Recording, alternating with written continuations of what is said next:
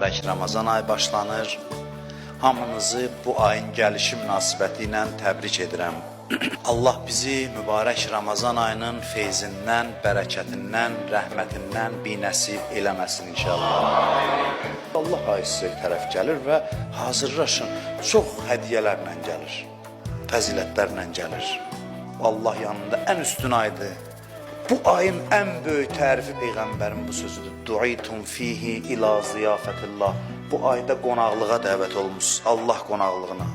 Ramazan ayı bizə bunu çatdırır ki, Allah bizə dəyər verib, çox dəyər verib, əzizləyir. Deyir, siz mənim qonağımsınız, hamınız.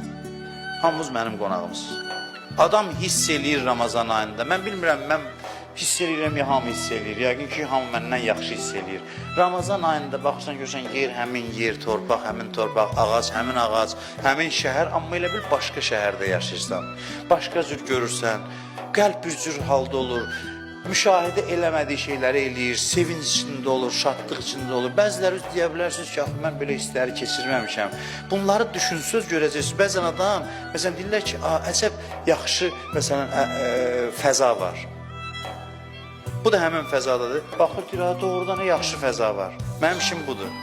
Siz onun hamısını hiss eləyə bilərsiniz. Bir dənə başınızı açın ki, qaldırın ki, yemək, içmək məsələsi deyil təkcə. Baxın, görür ətraf, baxın, görür həvadan Allah iyi gəlir, Allah qoxusu gəlir fəzasından.